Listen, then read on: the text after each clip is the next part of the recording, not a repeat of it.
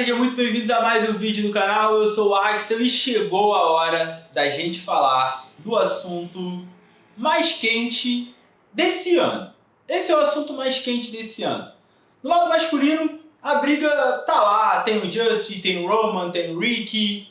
Beleza. Agora, a Tia se aposentou e deixou a posição mais alta do pódio na categoria feminina completamente em aberto. As duas mais cotadas são Mal O'Brien e Laura Horvath. Então vamos falar sobre isso. Quem vai levar os CrossFit Games 2023? Mal O'Brien ou Laura Horvath? Eu não quero te convencer de nada com esse vídeo. Eu só vou trazer alguns dados, algumas informações e uma visão um pouco diferente. Uma maneira diferente de enxergar as coisas. E o que eu quero gerar para você é apenas uma reflexão. Eu quero que você abra um pouquinho os seus olhos e não se prenda somente à colocação no leaderboard ou à pontuação de toda e qualquer competição, por exemplo, Open e quartas de final. Antes da gente começar, vai ser estilo UFC a parada aqui. Vamos rodar o card primeiro da Laura Horvath, que é a mais antiga no cenário. Então, Laura Horvath tem 25 anos, tem 1,70 m e pelo site dos games pesa 70 quilos. Ela já participou dos games 5 vezes. 2018 ela foi a segunda colocada. 2019, 14ª colocada. 2020, 24ª colocada. 2021, segunda colocada. E 2022, terceira colocada. Agora vamos à novinha que chegou quebrando tudo. Mal O'Brien tem 18 anos, 1,60 m e 61 quilos pelo site dos games. Ela já participou dos games 4 vezes, mas 2 dessas 4 vezes foram na categoria Teens, 14, 15 anos. Então, em 2018, ela participou na categoria Teens 14 e 15 e ficou em 4º lugar. Em 2019, ela ficou em 5º lugar. Em 2021, ela estreou na Elite com 17 anos e ficou em 7º lugar. E em 2022, ela foi a atleta mais nova a subir no pódio, ficando em 2º lugar com 18 anos. Não restam dúvidas que a Mal O'Brien é a grande preferida de vocês. Dá uma olhada no resultado da pesquisa que eu rodei lá no Instagram esses dias. Agora, será que ela tá tão à frente assim? Será que pensando friamente sobre nível de condicionamento físico, ela tá tão acima a ponto de ser a favorita absoluta? Na minha opinião, não. Ainda não. Eu quero deixar claro que eu acho que a Mal vai ganhar o Games não só uma vez, mas várias vezes. Eu só não tenho certeza se isso vai acontecer esse ano. Agora vamos aos dados. Vamos começar falando sobre o Games do ano passado, certo? A Mal ficou em 2º lugar e a Laura ficou em 3º lugar. A Mal fez 1.045 pontos.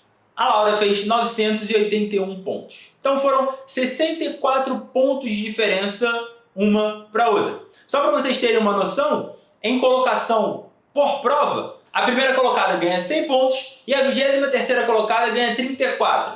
Então, se uma atleta fica em 1º lugar e a outra em 23º lugar, é dada essa diferença de 64 pontos entre elas naquele evento. Em apenas um evento, a Mal conseguiu colocar 54 pontos em cima da Laura.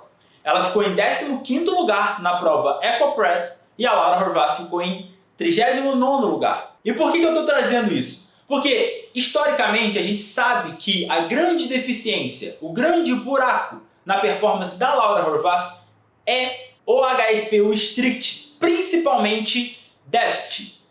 Pior ainda, déficit na paralete.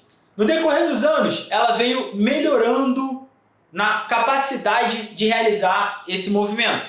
Mas, se o déficit for grande, como foi na prova Echo Press, que ainda era do bloco de frente para a parede, a performance dela, com certeza, vai ser uma das piores da competição, pensando numa competição como os games. E é sempre isso que acaba afetando negativamente a pontuação dela no leaderboard.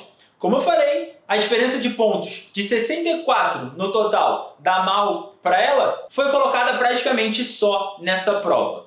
Agora, e se esse elemento não cair? E se esse elemento cair de uma maneira um pouco mais fácil. Como é que fica essa diferença? Esse é um dos pontos que eu quero trazer aqui para vocês. Quero mostrar que, cara, em certos pontos, a Laura está acima da Mal. E eu vou mostrar os dados que provam isso já já. Então, quem vai ganhar entre Mal e Laura depende muito da programação. Depende muito do que o Bosman vai trazer. Vamos para uma competição mais recente. A mais recente que tivemos até agora, as quartas de final. A Mal ficou em primeiro lugar no mundo. Esse foi mais um motivo para a galera usar o argumento de que ela é a grande favorita. Agora, vamos dar uma olhada por baixo dos panos. Não vamos ver só a colocação nem a pontuação, e vamos ver o resultado individual de cada workout. Ao fazermos isso, vocês estão vendo aqui os resultados ao lado, a Mal só ganhou no confronto direto da Laura na primeira prova. O que tinha na primeira prova? Chest to wall handstand strict. Então, as pessoas que já tinham uma deficiência nesse movimento, independentemente da maneira como ele é cobrado, acabaram tendo uma performance ruim. Aconteceu isso com vários atletas, inclusive com a Laura. Mas mesmo assim, ela não foi tão mal. Ela ficou em 111º lugar no mundo. Então vamos dar uma olhada nos outros workouts. Teste 2. A Laura ficou em quarto e a Mal ficou em oitavo. Teste 3. A Laura ficou em segundo e a Mal ficou em 31º. Teste 4. A Mal ficou em 14º e a Laura ficou em sétimo. Teste 5. A Laura ficou em primeiro e a Mal ficou em terceiro. Ou seja, ela ganhou da Mal no leaderboard mundial com uma diferença relevante em algumas provas nos outros 4 testes das quartas de final. E agora eu entro com outro ponto. Quando a gente está nos games, a gente tem 40 atletas competindo. Então, mesmo que a pessoa fique em último, ela ficou em 40º lugar. Quando a gente está no Open ou numas quartas de final, que tem milhares de atletas competindo, uma performance mediana para ruim acaba caindo bastante. Porque tem várias outras pessoas que são especialistas naquilo ali, que são muito bons, por exemplo, em ginástica no handstand chest to wall, e acabam ficando na frente dessa atleta. Foi o que aconteceu com a Laura, esse 111º lugar. Agora, se a gente pega e coloca esses resultados das quartas de final num cenário como games, vamos colocar a Laura em 40º lugar nesse primeiro workout, em último lugar. Ela não conseguiria ficar abaixo disso. Como é que ficaria o leaderboard? 40 pontos, então, no workout 1, 44 com o workout 2, 46 com o workout 3, 53 com o workout 4, 54 com o workout 5. Quantos pontos a Mal fez? 57. Axel, isso quer dizer que a Laura vai ganhar da Mal? Não, não, não. Como eu falei, não é isso que eu quero dizer, nem quero te convencer de que isso vai acontecer. Eu só quero te mostrar que, na hora que a gente leva em consideração o fitness de uma maneira geral das duas atletas, a Laura é tão boa quanto a Mal. Ela só tem uma grande deficiência. A gente sabe que isso pesa, que isso traz um impacto negativo muito grande no leaderboard. Mas a Laura, por ser muito boa em outras coisas, às vezes consegue compensar esse grande buraco, essa grande deficiência. E, se como eu falei, isso não for cobrado, se for cobrado, por exemplo, um HSPO com keeping no déficit, ela não tem problema, ela vai muito bem. Se for cobrado um HSPO strict tradicional, ela também vai bem. Se não for cobrado esse elemento, porque já tivemos games em que não foi cobrado isso, a Laura vai muito bem. E ela não vai ter essa colocação muito ruim que impacta de maneira relevante a pontuação final, o leaderboard. Então é por isso que eu não acho que a Mal é tão favorita assim quanto vocês estão achando. Agora, antes de finalizar o vídeo, eu também tenho que trazer um ponto que é bem importante. Se você vem acompanhando o canal, você viu que tivemos algumas mudanças na temporada dos games esse ano. Ano passado, cada semifinal tinha 30 atletas. Lá na Europa, cada uma dessas duas semifinais tinham 5 vagas para a categoria feminina. Agora é uma grande semifinal. Isso significa que são 60 atletas competindo. para 10 ou 11 vagas. Sempre que a gente coloca um número maior de atletas, maior o impacto negativo de uma grande deficiência, de um grande buraco no leaderboard final. Principalmente se não forem muitas provas. Num games que são 15 provas, isso acaba sendo diluído.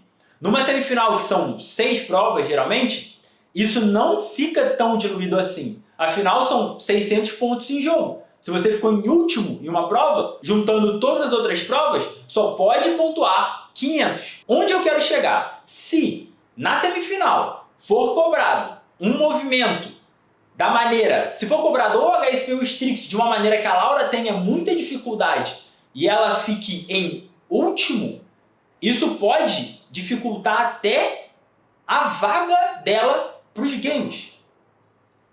Deu para entender o que eu quis dizer? Como são só 6 provas, são 60 atletas. Se, por exemplo, uma dessas provas cobra HSPU Strict na Paralete no Deficit, que é o pior cenário possível, e ela acaba ficando em último, o impacto negativo disso no leaderboard pode vir a tirar a vaga dela para os games.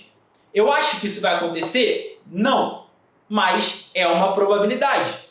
E, inclusive, é o grande ponto fraco, é o grande calcanhar de Aquiles da Laura em relação às outras atletas que estarão nos games disputando o título com ela. Como, por exemplo, a Mal, a Gabi Migala, a Danielle Brandon, a Amy Torsdottir e outras atletas. Elas não têm um buraco tão grande assim que coloque em risco até a classificação para os games. O que nos resta é ficarmos de olho e irmos acompanhando o desenrolar dos eventos. A gente pode traçar várias teorias, a gente pode achar várias coisas. Agora, só saberemos o resultado na hora da competição. Bom, eu espero que com esse vídeo eu tenha cumprido o meu objetivo, que não era te convencer de nada, como eu venho falando desde o início, mas apenas gerar uma reflexão, te fazer enxergar os dados de uma maneira mais aprofundada, se assim a gente pode dizer. E é claro que eu quero que você deixe aqui nos comentários quem é a sua favorita. Para você, quem vai ganhar o Games de 2023 na categoria feminina? Pode ser a Laura, pode ser a Mal, pode ser a Anne, pode ser a Gabi, pode ser a Danielle Brandon, pode ser uma outra atleta que eu não esteja citando aqui. Deixa nos comentários. E se você gostou do conteúdo, não esquece de deixar o like e se inscrever no canal.